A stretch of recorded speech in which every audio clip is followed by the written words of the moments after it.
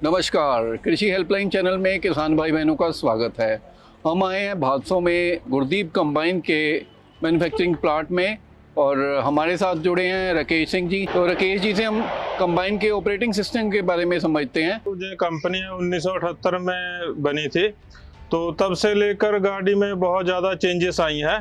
पहले गाड़ी बनती थी ट्रैक्टर साइड में लगता था, ट्रैक्टर साइड में लगता था। उसके बाद में फिर ट्रैक्टर माउंटेड बनने लगी, तो फिर धीरे धीरे जो सेल्फ प्रोपेल्ड में चेंज हो गई है। अब आपको बताएंगे गाड़ी के लिए जो जहाँ पे फीडर चैन लगा रखी है 4 है। ये स्पेशल मेज के लिए बनी है हार्वेस्टर। मेज में जो क्रैकिंग इसमें नहीं आती है, इनको सपोर्ट हो जाती है। जहाँ से जो इसके आगे फीडर के आगे जो कटर फिट होगा, तो जहाँ से जो मटेरियल है, जो धान है, गेहूं है, मक्का है, वो सारा मटेरियल इसके अंदर जाएगा। जहाँ पे इसके कनकेव है और थ्रेशिंग ड्रम जहाँ पे फिट है, तो जहाँ से वो थ्रेशिंग होगा सारा मटेरियल, तो जहाँ पे गाइड ड्रम लगा हुआ है, तो वो स्ट्रब आकर के ऊपर से जो मटेरियल है, जो वेस्ट मटेरियल है, वो ऊपर चला जाएगा स्ट्रब आकर के, और जो ग्रेन है सारा ग्रेन नीचे आ जाएगा। ग्रेन नीचे आ जाएगा ग्रेन पैड के ऊपर। तो जहाँ पे जो सीब है वहाँ से एयर फ्लो है, जहाँ पे दानों को सभी को एकदम से साफ कर देगा। उससे जो फूस है, वो सभी भूसा है, वो निकाल देगा। सारा जो ग्रेन है, ग्रेन जहाँ एलिवेटर में आ जाता है, इस एलिवेटर से जो है वो टैंक में चला जाएगा। वहाँ पे सारा स्टोर हो जाएगा, लोड हो जाएगा ग्रेन। और जो हल्का फुल्का अनथ्रेस्ड माल होता है, वो भी इस एलिवेटर में आता है। इसमें आकर दोबारा थ्रेशिंग होगी, तो वो उसमें भी जो अनथ्रेस्ड माल है, उसमें से भी गेहूं है एकदम अच्छे से निकल जाएगा जी। राकेश सिंह जी, जब किसी ने नई कंबाइन लेनी होती है जी, तो उस समय सबसे पहले किन बातों का ख्याल रखना चाहिए कि उसको कोई धोखाधड़ी ना हो और उसको एक सही कंबाइन मिले, ये आप बताइए सर। उसमें ध्यान रखना यही होता है कि जो कंपनी है वो ISO सर्टिफाइड है। उसमें कौन कौन सा मटेरियल लगा रही है, बेयरिंग कौन सी कंपनी का लगा रही है, जो शीट है वो कौन सी ग्रेड की लगा रखी है। जैसे जो हम हैं, इसमें जो घिसने वाले सभी गाड़ी में पार्ट्स हैं, वो SS के लगाते हैं सभी। तो यही चीज़ों का ध्यान रखना पड़ता है, तो गाड़ी की इतनी ज़्यादा लॉन्ग लाइफ बन जाती है कि कस्टमर को कोई परेशानी नहीं आती, जितने साल मर्जी गाड़ी चलाओ। और बेल्टों के बारे में बताइए सर। बेल्टों में भी है, जो कंपनी की बेल्ट लगी हो, जो जैसे पेंथर हो गया, पेक्स हो गया, हेल्टन हो गया, ठीक है नहीं, जे कंपनी की बेल्ट हो तो अच्छी चलती हैं। अगर यहीं पे देसी लगा दिया तो एक आध सीजन में ही वो निकल जाती है, तो परेशानी वाली बात हो जाती है। तो फार्मर को कैसे पता लगेगा कि ये देसी बेल्ट लगी हुई है और ये कंपनी की लगी है, उसकी क्या निशानी होनी चाहिए? जी, निशानी तो जैसे इसके ऊपर भी जो बेल्ट है, सभी इसके ऊपर प्रिंट होता है, सभी कौन सी कंपनी की है।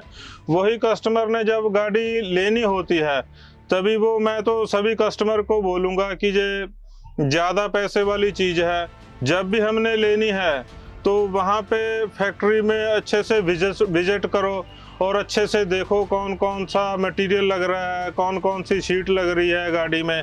तभी जब कस्टमर सेटिस्फाई हो तो तभी गाड़ी ले। और टायर किस साइज के होने चाहिए? जो कंबाइन के लिए सबसे बढ़िया टायर कौन से साइज के होने चाहिए और किस कंपनी के होने चाहिए?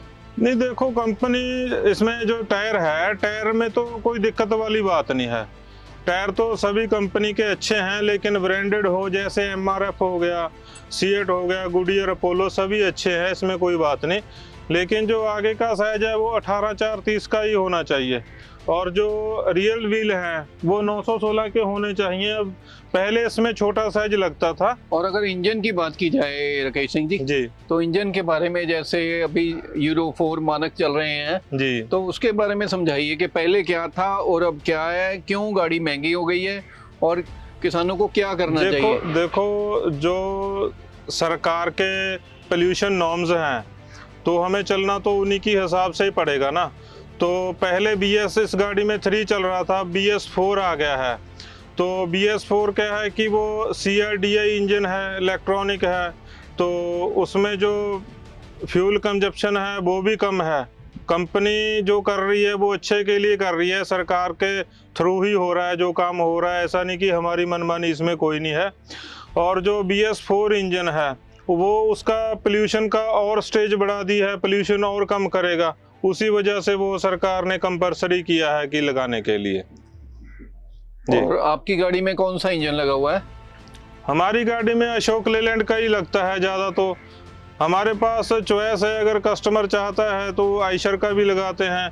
तो ये दो कंपनी का इंजन ज़्यादा बढ़िया चलता है गाड़ी के ऊपर, यही सक्सेस है दोनों कंपनी का इंजन।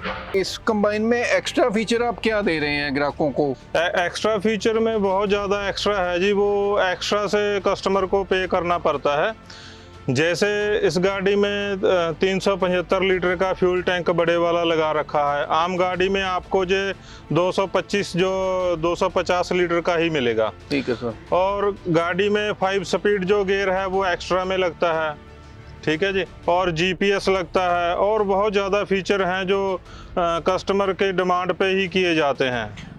और जो इसमें गाड़ी में एसेसरी में जैसे एसी कैबिन भी कोई लगवाना चाहता है वो भी मिल जाएगा, कोई दिक्कत वाली बात नहीं उसमें। तो उसमें रेट का कितना फर्क हो जाएगा? मतलब अगर एसी कैबिन की बात करें, एसी कैबिन में तो सर जैसे एसी कैबिन हो गया, जीपीएस हो गया, 5 गियर हो गया, जैसे फीडर में हो गया, वो सभी उनकी हमारी लिस्ट बनी हुई है।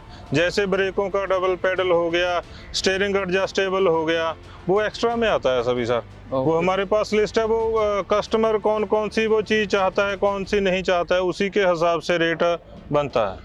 और जब कंबाइन चलाते हैं तो उसके बाद जब कंबाइन खड़ी हो जाती है जी सर, तो उस टाइम आपके हिसाब से, जैसे 1978 की आपकी कंपनी है, जी तो सर, आप कस्टमर को क्या गाइड करते हैं कि किन बातों का ख्याल रखना चाहिए कि ताकि जो कंबाइन की ब्रेकेज है वो कम से कम हो और कंबाइन ज़्यादा लंबे समय तक चले? जी देखो, जो ध्यान रखने वाली बात है वो ऐसा है कि हमने गाड़ी का सीजन लगा लिया। सीजन लगाने के बाद जो है इसका जो रेडिएटर है वो भी आप अच्छे से क्लीन कर खड़ाएं, ताकि उसको कोई जानवर कोई टुक ना सके, चूहा कोई कुतर ना सके उसको।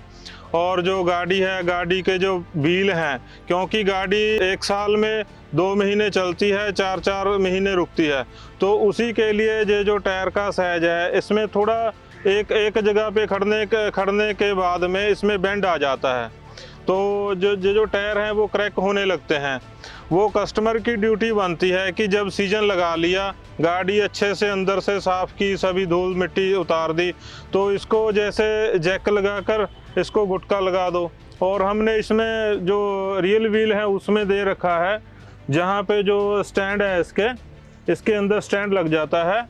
तो स्टैंड लगाओ और ये टायर बिल्कुल फ्री कर रोको गाड़ी। ठीक है। हाँ, और जो चैन है, ब्लेड है, फिंगर है, वो उसमें आप थोड़ा जा कोई पुराना ही लगा दो, चाहे तेल निकाला हुआ, तो उसमें ऑयल लगा दोगे, मोबिलाइल लगा दोगे तो अच्छा रहेगा। उसमें कोई जहाँ पे चलने वाली आइटम है पेंट उतर जाता है, जंग जंगाल नहीं लगती है, तो गाड़ी की लाइफ थोड़ी और बढ़ जाती है। जो गाड़ी के जो कंट्रोल लीवर हैं वो सभी बिल्कुल ऑपरेटर के पास में हैं। ऐसा नहीं है कि कहीं को एक्सीलेटर को हाथ लगाना है, जहाँ कोई लीवर लगाना है, वो कहीं ऑपरेटर को सीट से उठकर जाना पड़ेगा। ठीक है नहीं, ये गाड़ी के गियर लीवर हैं, और ये स्विचेस है सभी लाइटों की, और ये आरपीएम मीटर लगा रखा है, ये टेम्परेचर गेज है, और ये बैटरी चार्जिंग मीटर है, और ये ऑयल प्रेशर गेज है। ये यहीं पे जो फ्यूज बॉक्स है सभी ऑपरेटर के सभी कंट्रोल में है, सभी पास में है सभी लीवर। ये इंजन स्टॉप का है, और ये स्टार्टिंग स्विच है जो थ्रेशर गाइड ड्रम के चक्कर थ्रेशर के बढ़ाने हैं उसी का है ये लीवर। तो इस साइड में आ जाए, बात की जाए तो ये फ्लैट का लीवर है जो गाड़ी को जब फील्ड में चलाते हैं, और ये कटर बार का है, ये ऑगर का है जब इस टैंक से जो ग्रेन है वो अनलोड करने होते हैं गाड़ी में, जहाँ कहीं और कोई ट्राली भी ले आता है उसी में से। इस साइड बात की जाए तो ये बास्केट का लीवर है जी, बास्केट का लीवर है जी। हाँ, ये सभी कंट्रोल हैं, सभी ऑपरेटर के पास में है। ऐसा नहीं कि ऑपरेटर को कहीं ऑपरेटिंग सीट से उठकर जाना पड़ेगा। जहाँ ये जो ऑपरेटर सीट है इसके बिल्कुल बैक साइड में ग्रेन टैंक बना हुआ है। इसमें जो गेहूं है वो 21 क्विंटल की इसकी कैपेसिटी है, 21 क्विंटल आ जाते हैं। जो भी गाड़ी फसल काटती है, वो सरसों है, धान है, गेहूं है, मक्का है, सोयाबीन है, उड़द है, वो इसमें सभी गाड़ी लोड कर लेती है। जहाँ जो ऑगर लगा हुआ है उसके थ्रू वहाँ ट्रॉली में या ट्रक में किसी में भी इसको अनलोड कर लेते हैं जी। जो हमारे कस्टमर हैं उनको जो रिपेयरिंग की बात की जाए तो रिपेयरिंग में कोई दिक्कत नहीं आती है, गाड़ी को बहुत जल्दी से और अच्छे से कर लेते हैं। जैसे जो हमारी गाड़ी में नाव लगा हुआ है, कटर निकालने को और कंपनी में कितना टाइम लगता है, बोल्ट निकालो और कटर हाथ से निकाल लो। सभी जहाँ जो पुली है, गरारी है, सभी में ऐसे ही मिलेगा आपको। ये बोल्ट खोलो और ये कटर निकाल लो। और एक और बात की जाए तो हमारी गाड़ी में कलर की कस्टमर की चॉइस है। इसमें जो ब्लू कलर भी मिल जाता है और रेड एंड वाइट भी मिलता है, ग्रीन कलर भी मिलता है। तो जैसे और टायर की बात की जाए, वो टायर की कस्टमर की चॉइस है, वो कोई भी कंपनी के लगाना चाहता है वही मिल जाते हैं, इसमें कोई दिक्कत वाली बात नहीं। तो आशा है राकेश सिंह जी द्वारा दी गई जानकारी आपके लिए लाभकारी रहेगी। अगली वीडियो में बहुत जल्दी आपसे मुलाकात होगी। तो धन्यवाद राकेश सिंह जी, आपका बहुत बहुत। ठीक है, आपका भी बहुत बहुत धन्यवाद। Thank you. Thank you.